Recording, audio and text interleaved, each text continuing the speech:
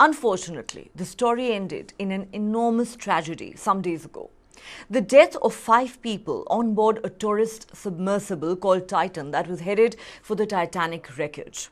On the 22nd of June, the human remains from Titan were located by a remote-controlled underwater search vehicle about 500 meters from the wreckage of the Titanic, roughly 370 miles off the coast of Newfoundland.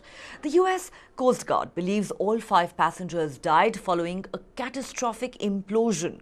This tragedy has cast a long and dark shadow on all such ocean explorations in the foreseeable future and raised a myriad questions about the ethics of adventure tourism in general and the company involved in this incident in particular.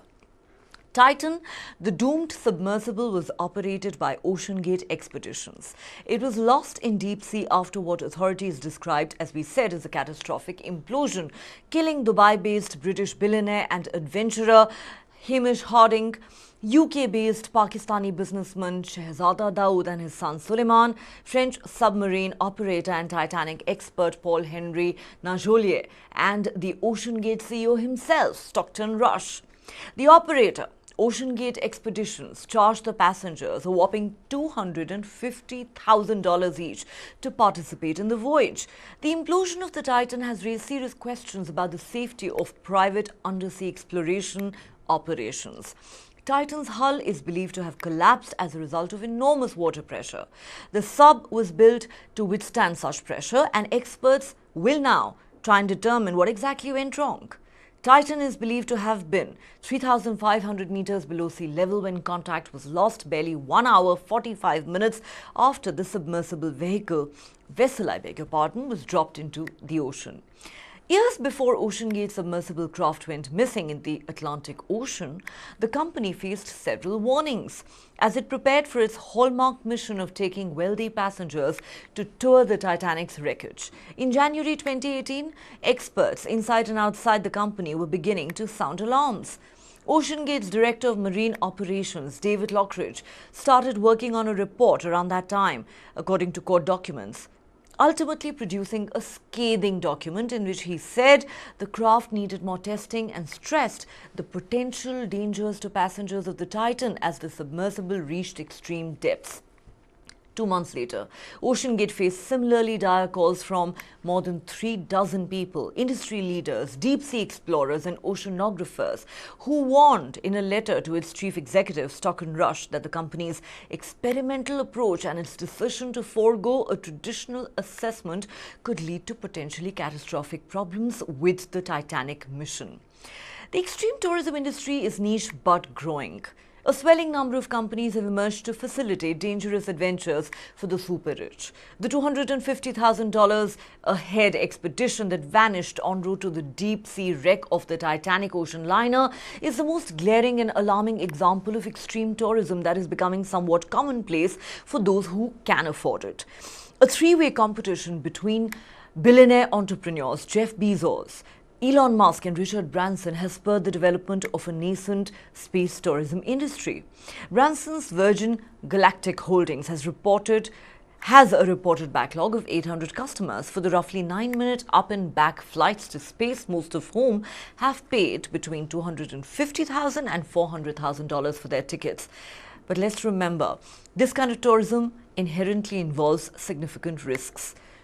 Oceangate began offering trips aboard Titan to the site of the Titanic wreckage in 2021. However, safety concerns were raised, as we mentioned, as early as 2018 during Titan's quality control stage, including questions about the 6.7-meter vessel's experimental carbon fiber hull structure and lack of industry certification. Past passengers have shared details of problems with communication, navigation and buoyancy during their 12-hour round trip to the Titanic. With such extreme adventures, the work of operators is naturally risky. Seattle-based mountaineer Garrett Madison offers bespoke expeditions to unclimbed Himalayan peaks through his company. He says the average Everest death rate is 1%, a figure higher than for US service members in recent conflicts. It's the exhilaration of being on the mountain and coming face to face with danger that's so attractive, he says. Since the COVID pandemic, Madison has noticed an uptick in high net worth individuals booking out entire expeditions. He says it's the latest trend. Billionaires wanting their own private adventure with friends. They fly to Antarctica in a private jet. It's next level. With these extreme tourism companies, safety generally comes with a high price tag. Richard Garriott, president of the Explorers Club, says while we should all appreciate efforts to innovate in order to push the boundaries of exploration, this must be done safely and sensibly. This club is a professional group devoted to studying scientific exploration, including divers Paul-Henri Nagiot of France and adventurer Hamish Harding of Britain among its members. Both these men perished in the Titan submersible's implosion. The critical aspect is ensuring the safety of the passengers. Without appropriate controls and regulations, the potential for accidents, injuries, or even fatalities increases significantly. This isn't the first time that an incident like this has caused controversy. Amazon boss Jeff Bezos, who's also a member of the Explorers Club, flew himself and 3 other people into space in 2021, while the firm was under criticism for warehouse working conditions and attempts to discredit unions that were seeking to fight for higher pay. Grace Lawton, associate professor in behavioral science at the London School of Economics, says these dangerous expeditions have superseded luxury items for thrill-seeking entrepreneurs. He explains that pleasure and purpose tend to determine happiness, and it used to be about material purchases and philanthropy. Earlier, over time, redistributing wealth still provides purpose, but pleasure is harder to attain. Ego is another factor, says Lawton. Luxury products are more easily available to the masses now, and we all want better dinner party anecdotes. So entrepreneurs who tend to have a higher tolerance for risk are increasingly desiring experiences that very few others have had, he says. These throwback explorations, like climbing a mountain or crossing the ocean, are also a way for billionaires, many of whom have accumulated their wealth through digital transactions, to experience their physical limits in the face of mortal danger. And there is another extreme tourism adventure on the cards. A trip to the moon is being planned by Japan's Yasaku Maezawa, founder of online apparel retailer Zozo. According to reports, the trip includes a handpicked crew of artists, performers, and professional athletes. The voyage may make a week-long lunar trip in 2024 aboard a SpaceX Starship. But we're asking today on this show, how dangerous is extreme tourism? We arrived on site Hanji. less than 24 hours later. 0430 local meeting times, the Horizon Arctic, integrated into the ongoing and multinational rescue effort. At that point, within an hour, 0530, our system was launched from the back deck and began to descend to the seafloor. Shortly after arriving on the seafloor, we discovered the debris of the Titan submersible. We continued to document the site, and by 12 o'clock, sadly, our rescue turned into a recovery. I have to apologize, we're still demobilizing. A lot of emotions, people are tired. During this period, upon arriving on site, we have to point out that the U.S. Coast Guard Incident Command reached out to the families of the Titan crew upon our discovery of the debris. A very important communication. All right. To understand what went so horribly wrong with Titan, resulting in that tragedy, we're now joined by N.P. Singh, former naval officer. Also with us, Commander Rajiv Sardana, former Indian Navy submariner. He's going to in fact join us in a moment. We also have with us Commander Ashok Bijalwan, former Indian Navy submariner as well. Gentlemen, welcome to the show. Commander Ashok Bijalwan, if I could start with you. Like I said at the start of my show, this is a story that grabbed international headlines. Firstly, let's just focus on the Titan submersible.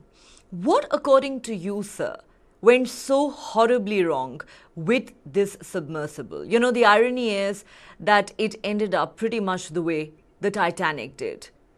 In this case, there were no survivors. All 5 on board were killed, presumably in that implosion. What do you think went wrong, sir? You see, from the timelines of the communication that are available between the mothership and Titan, what I can make out that Titan went down at a very high speed, means the rate of descent was too high.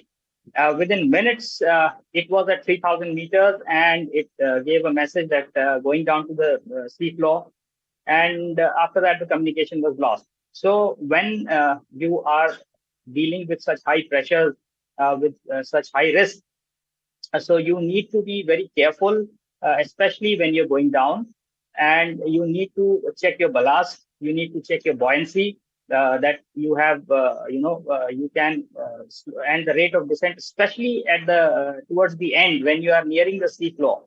You have to be very, very careful. Like I have done bottoming for submarines as a navigator, and also while planning the operations, we go into so much of nitty-gritty. Like the ballast that you take in, the water that you take in is so calculated in such a calculated manner, because after all, the lives of people on board is at stake.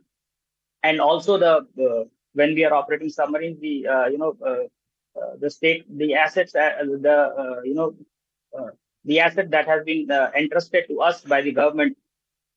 So my understanding is that the Titan went down too fast, and as it neared the sea bottom, it was unable to arrest its rate of descent, and it went and hit the sea floor, and because of the momentum and the pressure of the seawater outside, it just imploded. All right, NP Singh, let me ask you a couple of questions. As I mentioned earlier, this company, Oceangate Expeditions, had received multiple warnings about Titan. And this actually goes all the way back to 2018, where experts both within the company and outside had begun to sound alarms. And even recently, many from the industry, deep sea explorers, oceanographers, had in fact written a letter to the chief executive, Stockton Rush, who happened to be one of the passengers and lost his life as well. In that letter, they had warned that the company's experimental approach and its decision to forego a traditional assessment could lead to potentially catastrophic problems with the mission. In the end, what happened was indeed catastrophic. Unfortunately, these words proved to be prophetic. My question to you is, where do you think the company went so horribly wrong? What are some of the warnings that it did not pay heed to? And also in the end, when we know that there was an almost global effort made to rescue the 5 passengers, why did it become virtually impossible to save these 5 people? See, it was so unfortunate from that Sunday onwards when it went down. See, why the navies, I will talk about the Indian Navy as the captain also has spoken. See, we are so much SOP driven. And why these such mishappenings, such accidents, horrible accidents, loss of life? Because whatever warning was given, that is never taken seriously. And where is the accountability for this? The issue is from 2018 onwards, there have been warning that such thing could happen, and it has happened. Until then, you see what SOP they have followed, what speed they have gone through, what was the momentum, what was the pressure, can it withstand? See, all of a sudden, sometimes if you go slow, why SOP is must? Because in defense, why our armed forces are so professional, you must have not seen even one accident, and our submarines are always, most of the time they are underwater. But because we go strictly as per the SOP, if time taken from the surface to reaching that pressure level, if it needs to be gradual, it has to be gradual with the same speed. But here what they have done, within no time, you see, the moment it went down, within 1 hour, it has lost the contact with the base station. So when you go out of SOP, when you do not follow the rules and regulations, and as far as the search and rescue is concerned, I can tell you, we have seen the sea. You know, what is sea? When you go in the sea, you will see that in whole world, let it be, I've been in Virat, the largest ship at that time, Indian aircraft carrier. And when we are in the sea, we find that we are just nothing. Where we have, 15, 20 aircrafts, we have 1,500 manpower, we have 1,234 airtight, watertight compartments, we have fuel, food, rations for so many people. Even then, we feel ourselves that this ship identity is nothing, not like even a mole. So when you go in the deep, there has been in the past, you must have seen when you rescue something at that level, so it is not going to be easy. From the day one, from the Monday onwards, we were tracking, we were there on the various channels discussing this issue. So they were asking, what is the probability? I said, if the probability, it is very unfortunate, but as for the, by Thursday, if they are not there, the probability of getting alive them is not that easy. Because at that depth, the pressure, you send any type of support system to them, it's not going to easily reach there. And by the time, see, as far as the structure of this submarine, this is known as the submersible, Titanic submersible. And in this changing world, a lot of people are taking adventurous sports. But I am telling you, the safety has to be first, be it space or be it underground in the sea.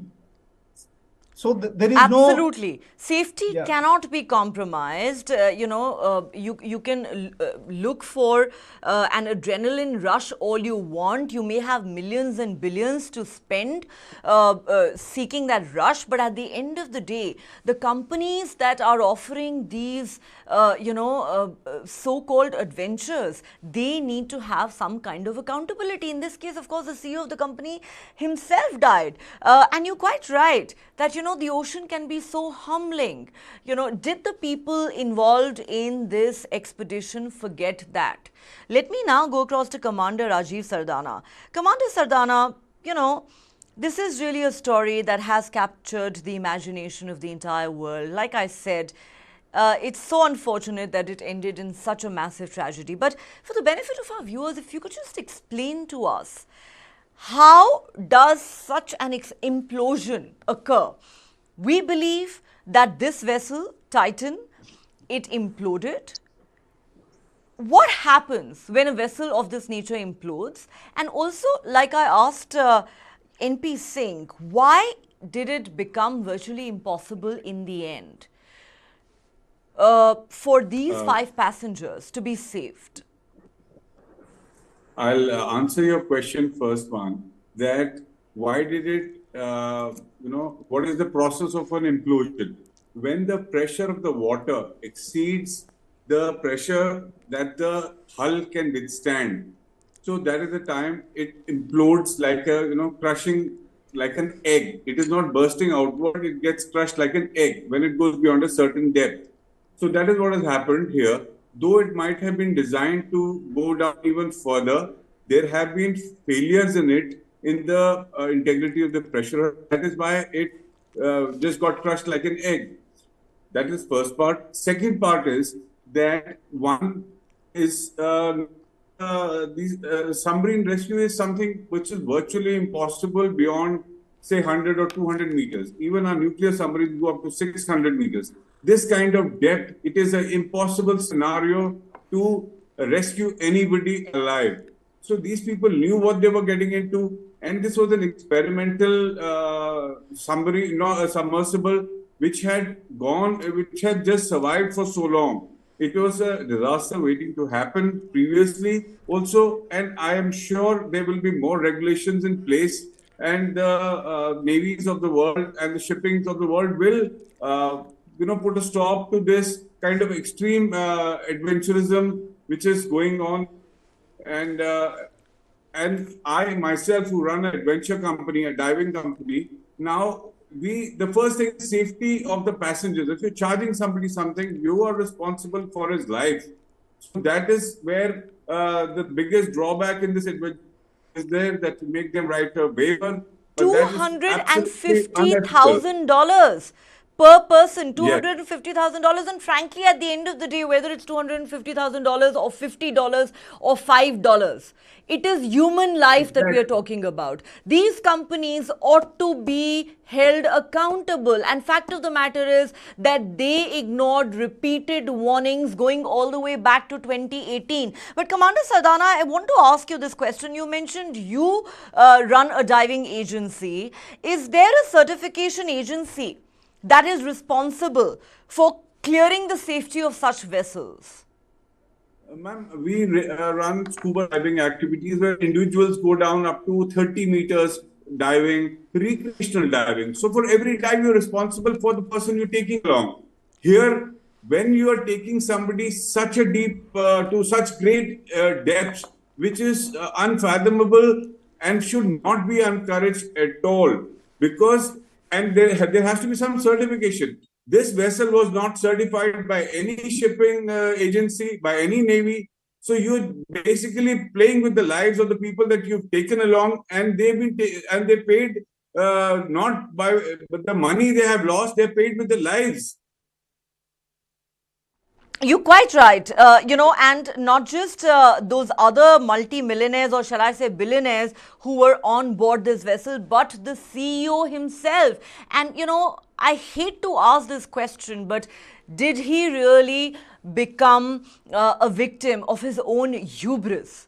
And did the others also pay a price for that? Let me now go back to Commander Ashok Bijalwan at this point. We talked at the start of the show about how extreme tourism seems to be gaining popularity. There are some who say that, it's actually seen an uptick after the COVID pandemic. There are those who say that for billionaires, this has become the newest way of seeking thrills.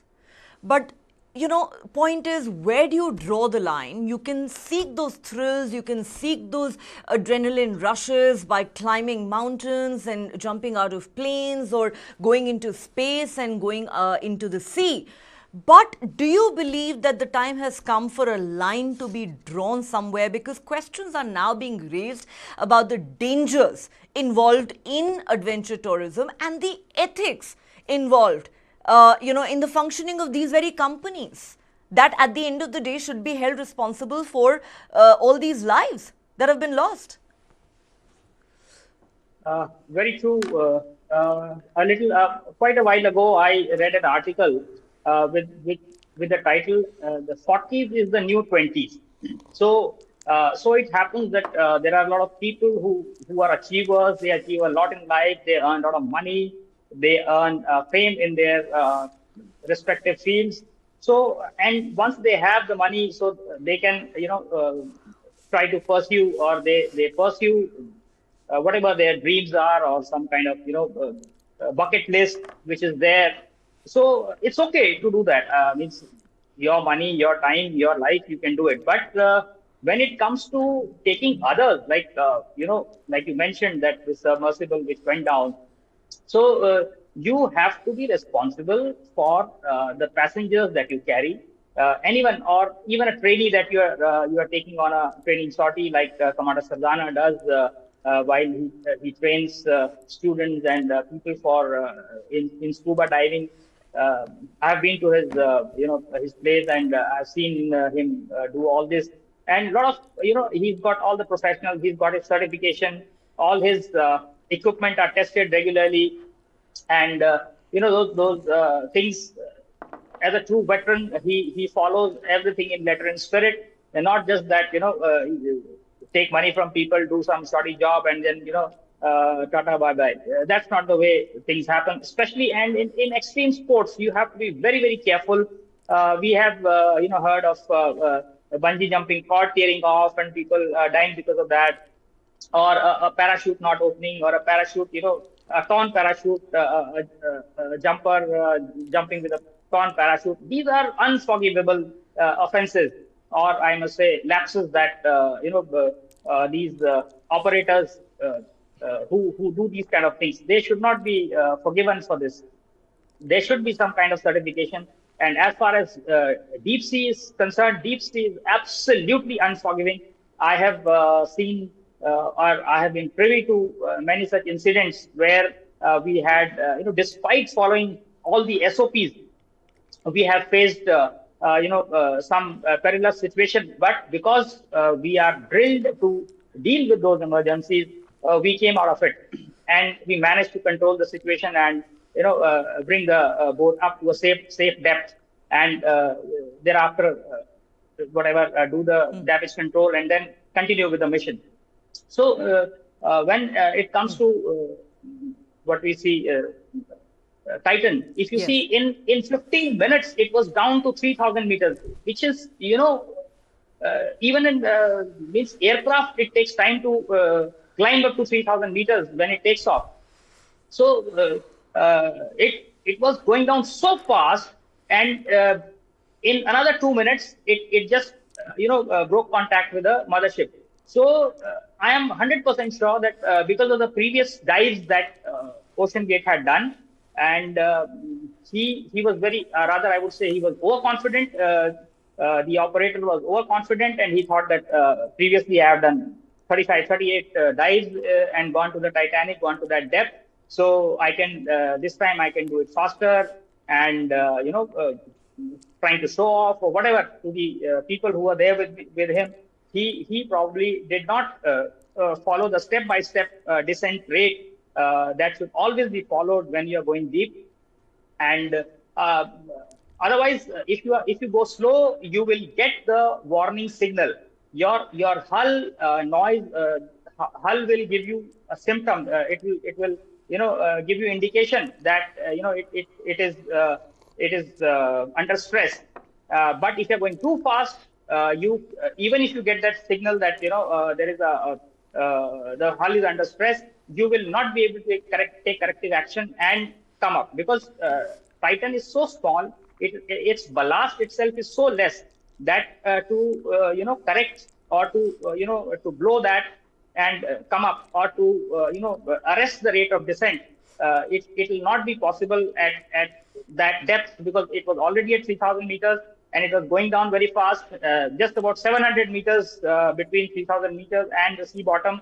Absolutely, and in no time it became virtually impossible to get to the Yes. submersible to actually save these 5 lives. And you're quite right. The deep sea, it is in my yes, in my opinion, Yes. they didn't have a chance, because it just They went never down stood a and it chance. just crashed. Yes, it just crashed. Yeah, you're those quite people right. didn't You're know quite what right. hit And them. you're also right in saying that the deep sea can be so humbling. You've got to respect it. It can be unforgiving. You've got to respect it. And that is something that perhaps these individuals forgot, unfortunately. Commander Rajiv Sardana, if I could come to you at this point, up until now, one thought that if, somebody was looking for thrills and adventure, they would go bungee jumping or they would go skydiving. Now it seems people with deep pockets, multimillionaires and billionaires, will stop at absolutely nothing while they seek those thrills. They want to go into space, they want to dive into the deep sea. Do you believe the Titan tragedy comes as a warning and a wake-up call, and will probably blunt some of the enthusiasm that we've seen amongst these adventurers and explorers in recent times, or do you believe that will remain unaffected? See, since you mentioned about extreme adventure sports, my wife is a base jumper. She jumps from buildings, antennas span and earth. She jumps from aircraft. But that's your individual risk. That is your individual choice. As an adventure operator, you are not permitted to take somebody's life at risk, put them to such grave dangers that they lose their lives. You lost your life, that's fine. But now when you, especially when it is not a mission where, or a expedition where everybody's just pitching in. You are taking money, it's a financial, it's a commercial operation. You do not have the right to risk somebody else's life.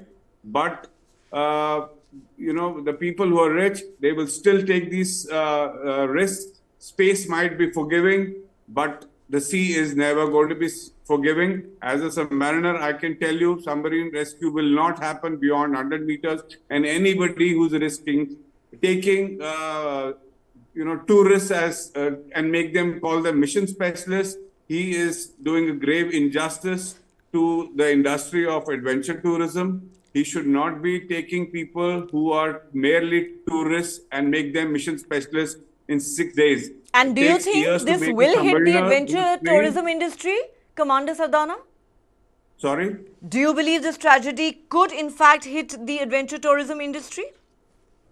I think it should it should hit the adventure tourism industry for underwater, for mountaineering, skydiving, base jumping, and space. There won't be any change. But yes, people will think 100 times now before venturing into the sea, which is where they are absolutely the businessmen were absolutely clueless about being inside and what to do because they had no control over themselves. You're being subject. It is going to hit the sea adventure tourism, especially the deep sea diving with the submersible. That is going to take a hit. It's going to make people stop for a while at least. But and yes, in fact, it is perhaps important that it takes a hit. Sorry? I think it is important that it takes a hit. It is important that people slow down because lives are at stake. Important. Yes, absolutely. And as an adventure tour operator, I do not have the luxury of putting somebody else's life at risk when I'm taking so much money from him. He has entrusted his life in my hands that you take me down and you'll bring me back safely on top. But you have not done that because of your foolhardiness. It is not the people that you've convinced to take along. It is not their mistake. You have sold them a dream and taken them down, and you have left them down with the Titanic, which is unforgivable.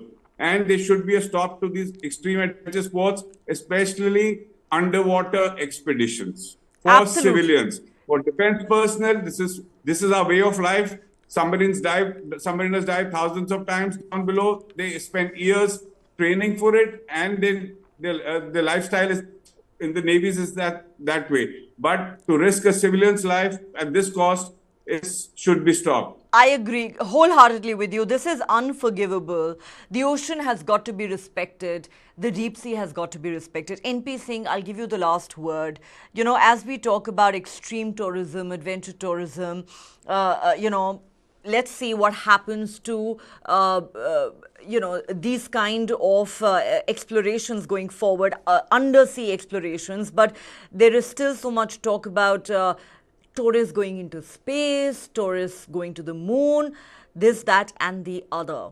What do you think is the way ahead if we have to ensure that a tragedy of this nature is not repeated and more lives are not lost? What do you think needs to be done? Yeah, see, this accident, this tragedy should serve as a wake-up call. See, whatever has been lost, it should help that other lives are not lost in such situations. See, now this was the case of underwater submarine, submersible, going so deep, never knowing that what will be the pressure at that point of time.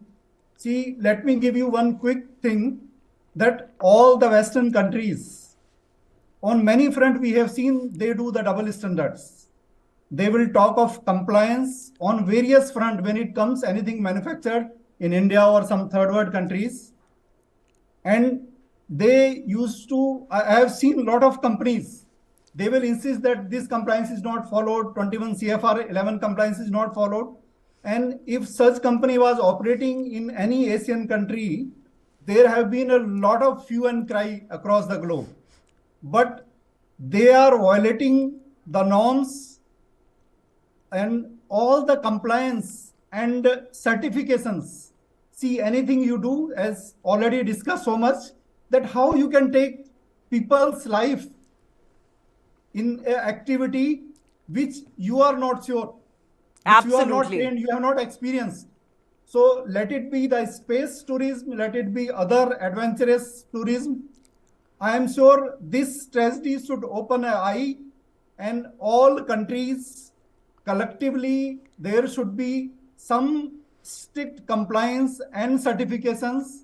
I think before they certification is venture into certainly it. the answer, and adventure operators need to hear this message loud and clear that they cannot play with people's lives. And you've hit the nail on the head. Had this happened in a third world country, the kind of outrage we would have seen from the Western world is something that we perhaps can only imagine. But let's certainly hope that, as you said, this serves as a warning, this serves as a wake-up call, and no more lives have to be lost at the altar of extreme tourism or adventure tourism. Certainly, there are better ways of getting those thrills, and there are better things that you can spend your money on.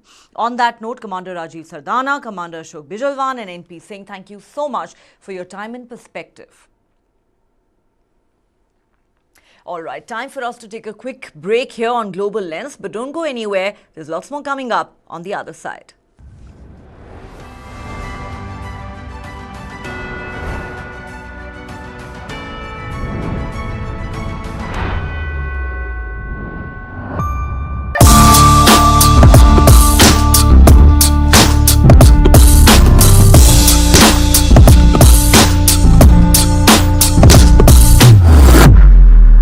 Engineering कर रहे हैं क्योंकि सभी लोग कर रहे हैं Coaching is now starting from grade 3, 4, 5, 6. Kota जाने वाली बीच राह में आधे टेस्ट देके हैं सिलेक्शन की चाह में ऑल इंडिया का बच्चा कोटा जाता है This rat race is for rats, not for humans. So why should we even be a part of it? The Rat Race. This and more streaming on world's first news OTT, News9 Plus. Download now.